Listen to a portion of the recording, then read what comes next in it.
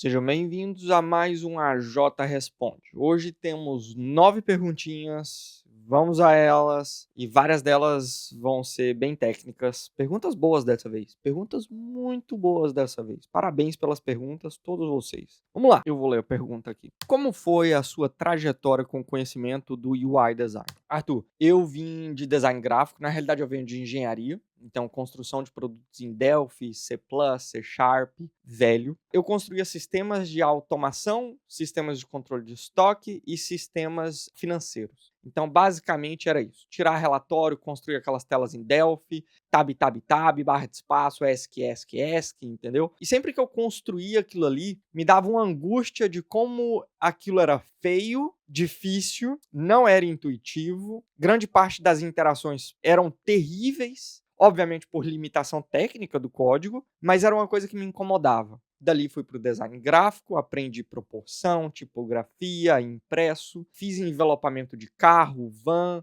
ônibus, até avião. Eu trabalhei com todas essas laterais do design visual antes de ir para o design de web design ou design digital que seja. E vale lembrar, quando eu fiz o pulo para o web design, eu fiz o pulo no Roots. WordPress, fazia muito código no Adobe Dreamweaver, finado, fazia muita coisa na mão, fazia muita coisa em CSS, fazia muita coisa em JS puro. Então era uma fase de criatividade bem roots, bem rude, bem rudimentar, digamos assim. Porque você não tinha esses softwares de design, essas facilidades que todos nós temos hoje. A coisa era grotesca. Então eu venho de um design que ele não tinha estrutura, ele não tinha guideline, ele não tinha esse tanto de design system que vocês têm hoje no Figma Community, que literalmente você copia e cola e pronto, você fez um design. Não era assim. O design era feito na mão, na unha, no Illustrator, no Photoshop. Sim. Ai, AJ, web design no Photoshop não tem como. Rolls Royce inteira é feita no Photoshop.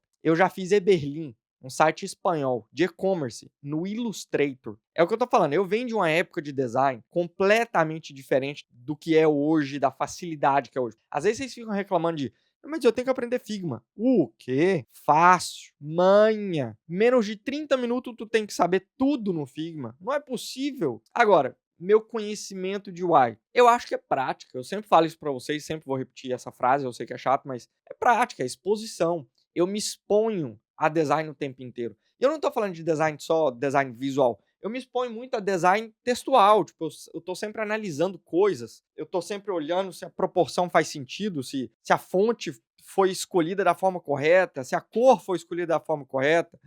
Eu mantenho muita coisa, por mais que vocês olhem isso, pensem, Hot Wheels. Eu mantenho muita coisa criativa, colorida, próximo de mim, para que eu tenha esse gosto, esse taste. A gente fala que nem todo mundo vai ser um bom UI designer, porque às vezes as pessoas não têm taste para coisa. Por exemplo, isso aqui para mim é um assassinato ao design. É terrível. Essa borda azul na escrita branca, creio em Deus Pai Todo-Poderoso, que isso é terrível. E aí ele tem mais de 26 fontes no rótulo. Pelo amor de Deus, eu já fiz rótulo. Eu fiz rótulo de produto de musculação para os Estados Unidos. Cara, não é tão difícil fazer rótulo assim, entendeu? Então eu tô sempre olhando coisas, analisando coisas, produtos, impresso, digital, para tentar desenvolver esse taste, esse gosto pelo que funciona e o que não funciona. Não é nem pelo que é belo, é pelo que funciona e o que não funciona, entendeu? Até que ponto é importante o PD ser bom de craft? Vejo muito portfólio meia boca. Matheus, seja bem-vindo ao mundo real. Sim, muito portfólio meia boca. Infelizmente, a atenção das pessoas é quase zero fazendo portfólio,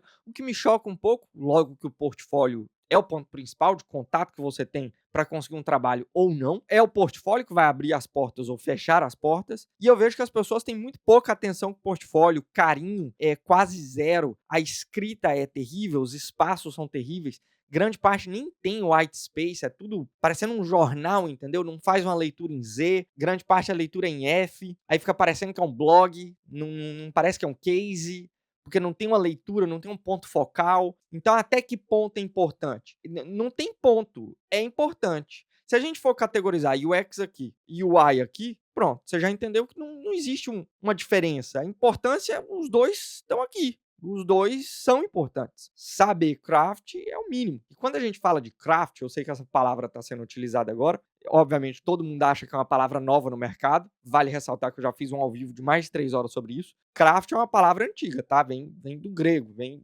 do romano, não é novo. Vale lembrar que, sim, vários cursos de craft são bem diferentes do curso de UI design, porque vários cursos de UI design não ensinam UI. Aí eu sei que eu tô pegando pesado, mas é a grande verdade. Vários cursos de UI design ensinam Figma, não UI. Não ensina princípio de design, não ensina heurística, não ensina princípio de espaço, não ensina princípio de similaridade, não ensina princípio tipográfico, não ensina princípio de uso de cor, não ensina acessibilidade, ou seja, não é UI design, é Figma. Vocês estão comprando o curso de UI para aprender Figma. Vocês não estão aprendendo UI design, vocês não estão se tornando UI designers profissionais. Vocês estão aprendendo a copiar coisas no Figma. Eu sei, chocante. Ah, verdade, né? Então, assim, qual é o ponto importante? Tudo. De 0 a 100, 100. Próxima perguntinha. Ser pai, de alguma forma, te fez mudar a sua visão de carreira? Sim. Eu até conversei isso com os alunos esses dias. Eu acho que ser pai me fez pensar em legacy, legado. Em vez de pensar no que eu estou entregando hoje, e pensar no prêmio, e pensar, porque é isso, a galera, o jovem entra no trabalho de design, eles querem prêmio, eles querem levar troféu para casa, entendeu? Eu, por exemplo, tenho mais de 6 prêmios. Muda o que na carreira de vocês? Nada, não muda nada, entendeu? Não significa absolutamente nada. Então agora minha visão é mais legado.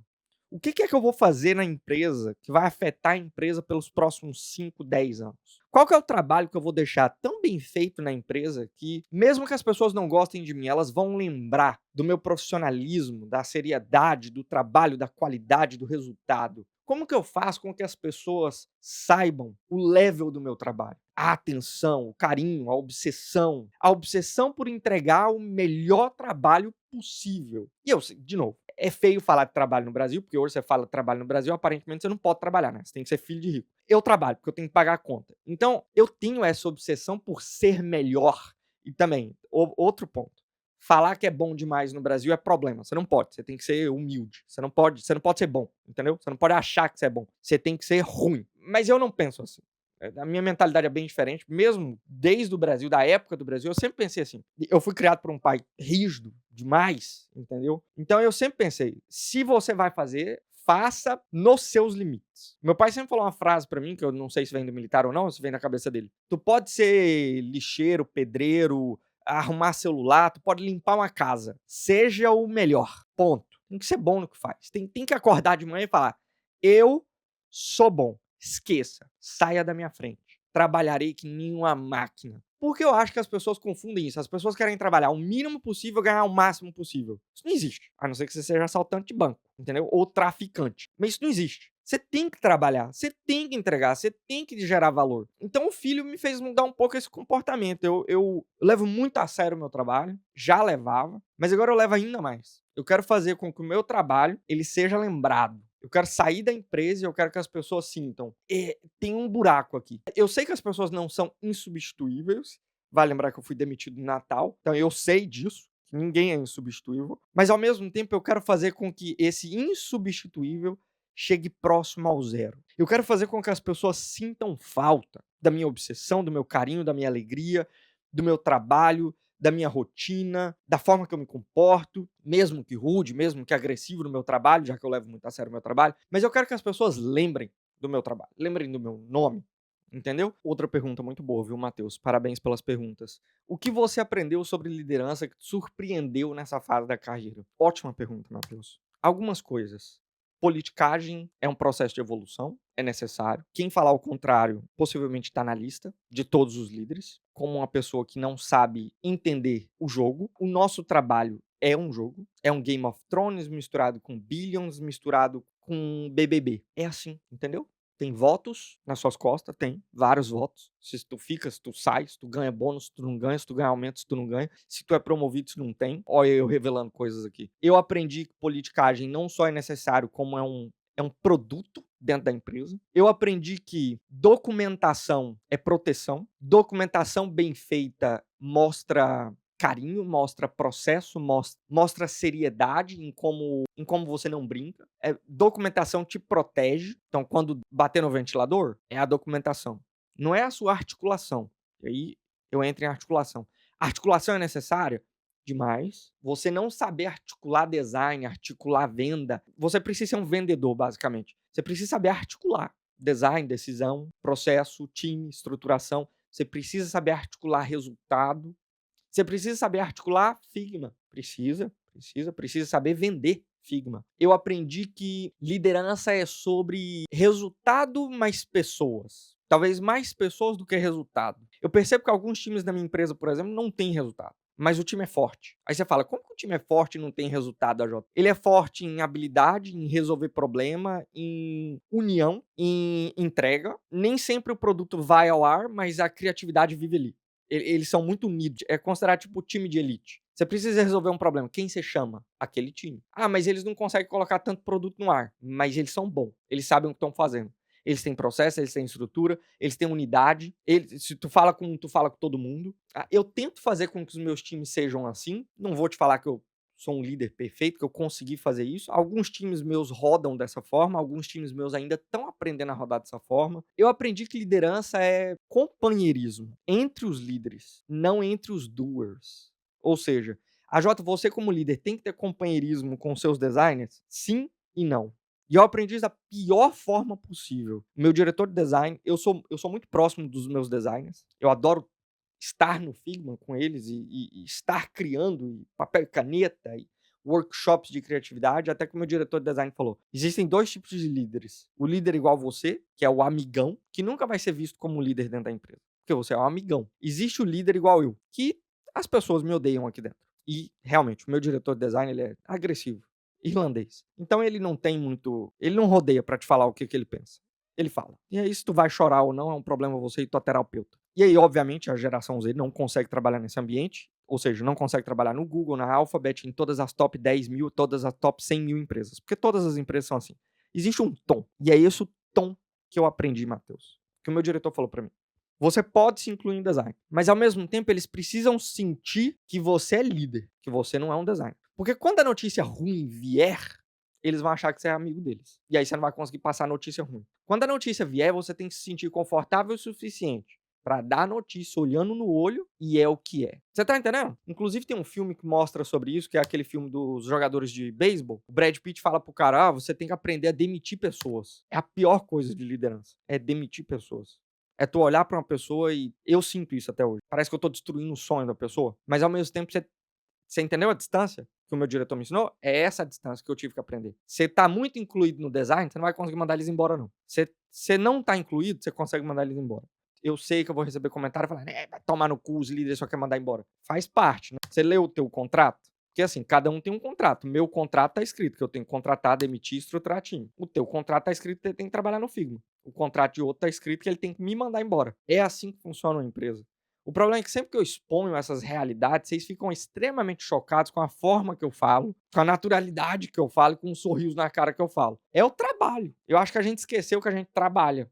Entendeu? Infelizmente, o meu trabalho é esse. É estruturar time e, em alguns momentos, desestruturar esses times. Então, eu aprendi muitas coisas. Eu acho que ainda tem muita coisa para aprender, Matheus. Existem alguns líderes em design dentro da minha empresa que são fantásticos, que controlam times gigantescos de 100, 200 pessoas, e eu quero aprender ainda essa escala. Como controlar um time de 200 pessoas? Porque não é todo líder no planeta que consegue. E vou te falar bem sério, não é. Vários líderes no mundo hoje têm uma escala de 12 a 33 pessoas. Grandes líderes com 200, 300 pessoas no time, nós estamos falando de um nicho muito específico de líder, entendeu? Então ainda tenho muita coisa para aprender, Matheus. Obrigado pela pergunta. Perguntita do Luan. Comunicação com alta gestão. Como fazer, como otimizar, como ser ouvido e alinhado. Vamos por partes. Comunicação com alta gestão, executivo. Figma pouco importa. Ter o cantinho arredondado pouquíssimo importa. Se tu tá usando o verde, o branco ou o azul, pouco importa. Maior parte da atenção deles vive em número, vive em resultado, relatório, porcentagem, escala, é qualquer coisa, menos Figma. Você pode mostrar o Figma, óbvio, como uma forma de orientar e criar um ponto focal, não necessariamente o ponto da comunicação, é um ponto focal. Mas a comunicação, ela precisa viver em resultado, ela precisa viver em número. Por exemplo, agora, eu lidero o time de Design System, aí você vai falar, o time de Design System é sobre quantidade de componente. Não. Tá doido? Não.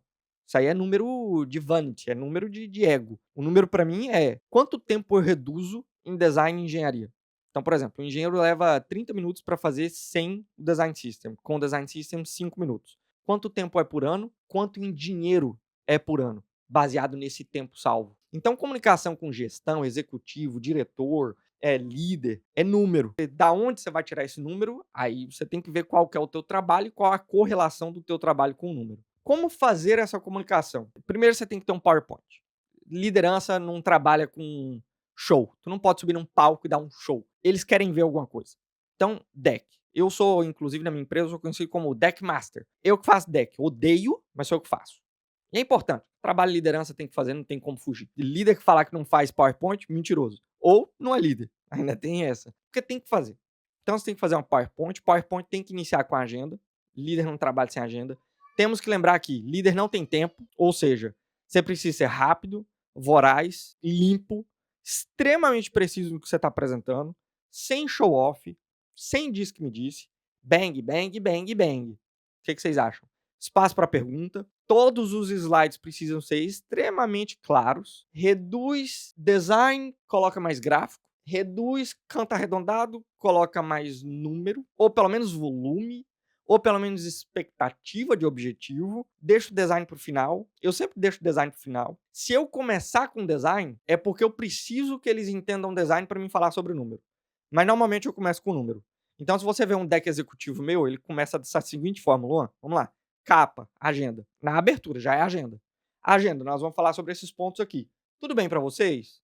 Tudo. Tem algum ponto que está fora da agenda? Não. Perfeito, vamos seguir. A qualquer minuto vocês podem me parar e fazer pergunta. Segundo slide, eu faço um negócio que chama Executive Summary, que é um resumão de todos os números e impactos que eu vou falar durante a apresentação. Aí eu ponho, normalmente eu coloco 6 números, eu tento manter em 6 números. Nesse mesmo slide, eu já coloco ali uma imagenzinha do web ou do aplicativo. Coloco no cantinho, entendeu? Deixa ali, para mostrar que eu sou designer. Mas eu coloco 6 números, faço o highlight desses 6 números, e aí eu começo. Qual problema nós estamos tentando resolver? O quão grande é esse problema? Então, essa é a diferença da apresentação do UX Designer para o time de design, para o executivo. O UX Designer para o time de design é qual problema estamos tentando resolver? Como eu resolvi? Nope. Executivo. Qual problema estamos resolver? Qual o tamanho desse problema? Qual o impacto desse problema na empresa hoje? Se resolvermos, quanto volta? Aí, obviamente, você tem que ser realista com esse número. Vamos para o slide 3. Slide 3 é, isso é o que a gente tem, isso é o design que eu estou entregando. E aí, nesse slide, eu já começo a falar quanto tempo vai levar para construir, qual que vai ser o impacto, quais são os times responsáveis pela construção, por aí vai, Luan. Tenha uma melhor estrutura de apresentação do que você faz a apresentação para os designers, entendeu? Aí você falou, como otimizar? Seja rápido e direto. Ponto. Como ser ouvido? Aí talvez tu não vai gostar da minha resposta. Se tu não é escutado ainda pelo executivo, é porque tu não foi técnico o suficiente ainda. Se o executivo não escuta você, é porque possivelmente eles não confiam na tua palavra. Eles não confiam se tu é bom o suficiente para falar para eles o que tem que ser feito ou não. Aí eles preferem te falar o que tem que ser feito ou não. Executivo só vai confiar em você. Não adianta tu fazer show off, não adianta tu ir vestido igual eles. Já tentei. Já passei esse mico de ir vestido de camisa de botão, pulloverzinho, parecendo Dória. Não é isso que vai fazer você ser ouvido. Vai lembrar que, por exemplo, na minha empresa, vários executivos andam mais largado do que eu. Então, assim, não é o teu comportamento, é a tua técnica. É o quão técnico tu consegue ser para mostrar para eles que você sabe sobre a tua carreira. Ele sabe sobre a dele, mas tu sabe sobre a sua. Eu tenho uma oportunidade no meu trabalho, por ser líder, lidar muito com managing director, com executivo, com board members o tempo todo. Isso faz com que você tenha mais conforto em conversar com eles. E eu posso te dizer uma coisa, a única coisa que eles procuram é quem gera resultado. Quem não gera resultado, eles não vão escutar. Não adianta tu fazer show, tu mostrar Figma, tu mostrar protótipo que move, que brilha, que entendeu? Que faz auto-animate. Eles não vão se importar com isso. Eles se importam com o seguinte, quem resolve o problema? Qual o tamanho do problema? E quem é que gera resultado dentro dessa empresa? Ponto. Esse time vai ser escutado. Todas as vezes que esse time falar merda, vai ser escutado. O executivo não vai te escutar enquanto você não for técnico o suficiente e entender o que eles querem. Dinheiro. O Wesley mandou aqui. Boa noite, AJ. Pode me dizer como aplicar conhecimento de direção de arte em projetos de web e app? Cara, eu acho que assim, várias habilidades que você tem são transferíveis. Várias habilidades que você tem não são necessárias em um web app. Eu acho que quem trabalha em web app, por exemplo, nem tem direção de arte. Era necessário, talvez, um pouquinho, saber um pouquinho de espaço, tipografia, posicionamento, ponto focal, leitura em Z e leitura em F, talvez uma leitura em X. E deveria saber, não sabe. Proporção de fotografia, diferença de um 3:2, um 16:9, por que a foto tem que ser alta ou não, por que é que você tem que ter um ponto focal na fotografia para poder escrever em cima. Era necessário? Era. Todo mundo sabe? Não. E esse todo mundo que não sabe tem problema com isso? Também não. Porque possivelmente vão usar o Design System que já tem essa documentação. Agora, como você pode utilizar, cara, eu não sei, você vai ter que pegar um projeto web e app aí para testar quais são os seus conhecimentos que fazem transferência. Para mim, com todo respeito, eu não conheço a tua carreira, Wesley, mas eu tenho um amigo aqui, o Saito, inclusive ele deve assistir isso. Ele é diretor de arte no Brasil, ele foi diretor da BBH, ele mudou para cá. Eu falei na cara dele, tu nunca vai ser diretor de arte aqui. Não desse jeito. Depois de 10 anos que tu tiver na carreira, voltando pro júnior, aí tu é diretor de arte. Não, mas não é assim. Até hoje não conseguiu entrar no mercado, tem 10 anos. Por quê? Porque eu aceitei voltar pro júnior. Ele não. Eu acho que a gente considera direção de arte coisas muito simples. E eu até te explico. Você quer conhecer um diretor de arte bom? Vou te passar o nome. Aí tu vai saber o level de diretor de arte. Aqui, ó. Que inclusive faz até 3D, faz motion, faz umas paradas fodidas pra umas marcas de cerveja. Você vai seguir o Jefferson Araújo. Segue ele. Araújo. Tu vai entender o que é diretor de arte. Se tu vai entender, viu? Ai, ele faz os comerciais da Spaten. Aí tu vai entender o que é diretor de arte. Esse cara trabalha em qualquer lugar do planeta como diretor de arte. Pra web, pra app, pra anúncio, pra publicidade, o que ele quiser. Não tem quem não fala que ele é bom. Ele é bom. Ele sabe o que ele tá fazendo. Então, assim, suas habilidades são transferíveis? Sim. Quais são elas? Você vai ter que descobrir. Você vai ter que pegar um projeto. Já posso te dizer, vai apanhar, viu? Vai apanhar. Vai apanhar. Eu apanhei. Mudar do gráfico pra web já é uma merda.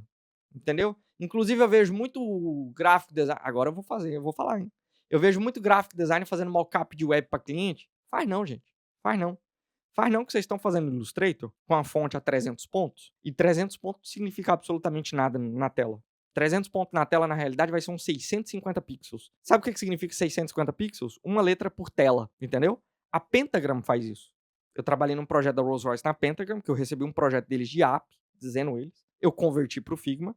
E, literalmente, a fonte do banner cabia uma letra por tela. Ou seja, não tenta não. Cada um no teu quadrado, entendeu? Na minha empresa, a gente tem um time de branding, que tem os seus designers gráficos, são pessoas fantásticas que fazem coisas incríveis, fodidas. Inclusive, fizeram um painel de grafite agora lindo, lindo, lindo, lindo, com as paradas 3D, lindo. Eu consigo fazer? Jamais. Agora, eles conseguem fazer o que eu faço? Também não. Cada um no teu quadrado, cada um na tua especialidade. Agora, quer migrar, Wesley, para web and app? Aí é bom começar do zero e dar uma estudada. Melhor pergunta que eu já recebi na caixinha. Melhor pergunta, ô Tosta. Obrigado, viu? Parabéns pelo fitness também, viu, Tosta? Dê uma olhada no teu perfil. Que até pensei em fazer isso aqui sem camiseta, só pra te mostrar que também tô no ciclo. Eu tô brincando, tem uma saboneteira aqui, foda. Pra quem não é a profissão de UX design, que pergunta maravilhosa. Eu acho que toda profissão, Tosta, toda profissão, ela não é pra todo mundo. Explico. Todo mundo consegue ser médico? Todo mundo consegue ser arquiteto? Não. Principalmente quando você tiver que fazer cálculo de força de teto. Ou quando você tiver que fazer cálculo estrutural de prédio. É o dia que tu desiste. Não é todo mundo que vai fazer. Todo mundo vai ser engenheiro? Deus que me livre. Você já viu como é que faz cálculo de terceiro grau na engenharia? A gente consegue fazer 1 mais 1 virar 3. Ou 1 mais 1 virar 0. Esse é o level. E aí você vai falar, isso não existe, AJ. Bem, na tua matemática. Na matemática do engenheiro existe. E a gente consegue fazer 1 mais 1 virar qualquer coisa, na realidade. É só tu meter uma integral que tu vai ver só se não vira outra coisa. Então, assim, designer é pra todo mundo? Não, nunca foi. Nunca foi. Inclusive, eu quero recomendar um artigo. Você vai acessar aí um website que chama doc.cc.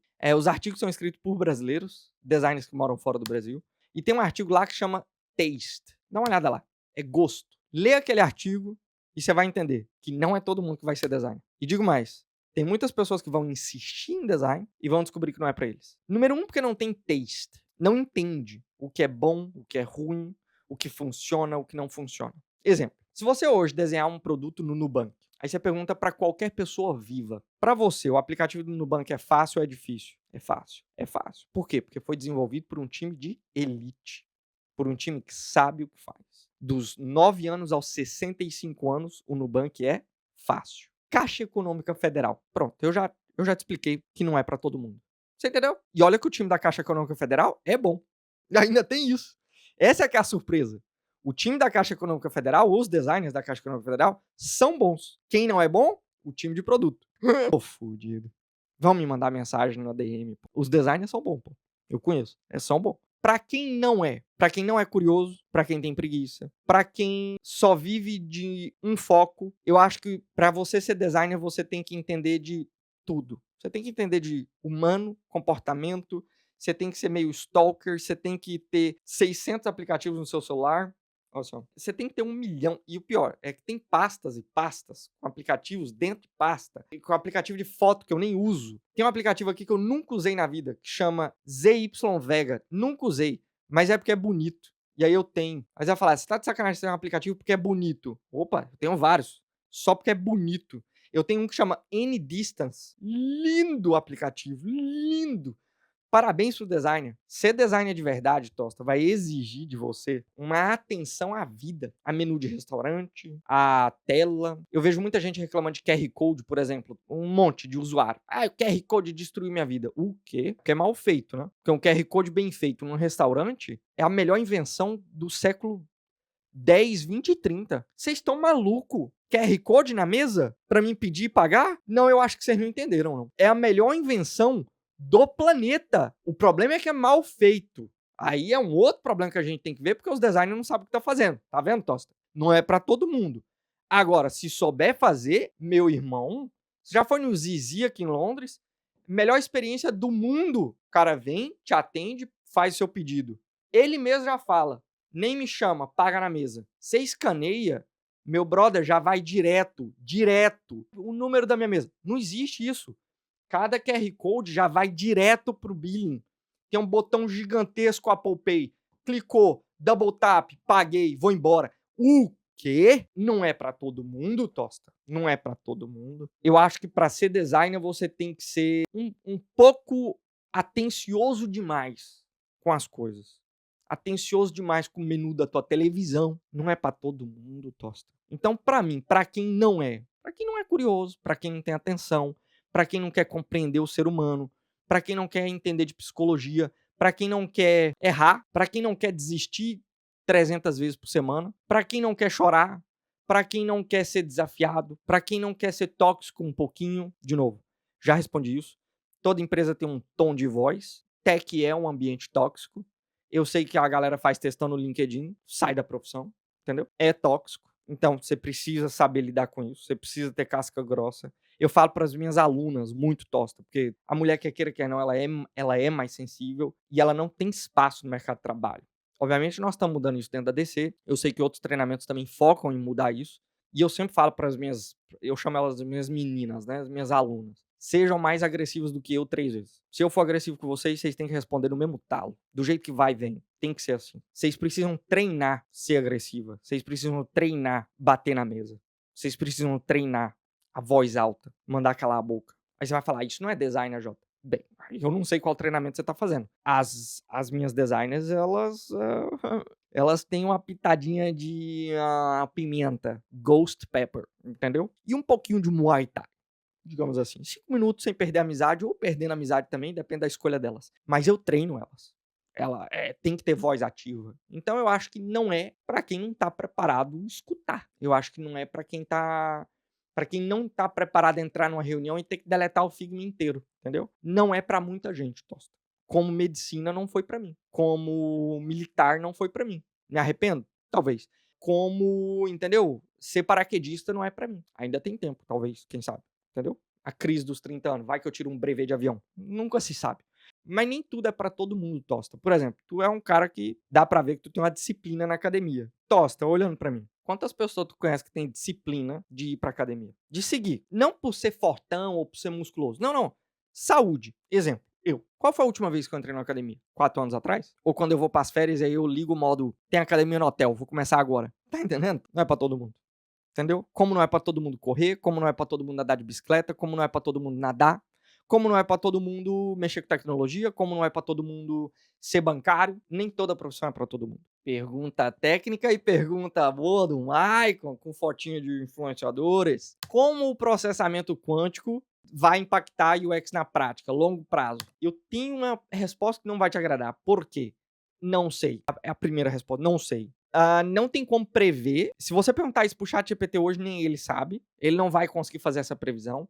Mesmo que você entregue para ele centenas de documentos, ele não vai conseguir fazer a previsão. Por quê? A gente teve um pulo nos últimos 2 anos de tecnologia que me ajuda à tecnologia que faz o meu trabalho. Em 2 anos. A gente teve meu computador é rápido, agora o meu computador processa 1 bilhão de informações em 1 segundo. A gente teve eu pesquiso no Google e tenho que ir até a página 3 para achar um resultado ou uma resposta. Eu falo com o AI e ele conversa comigo.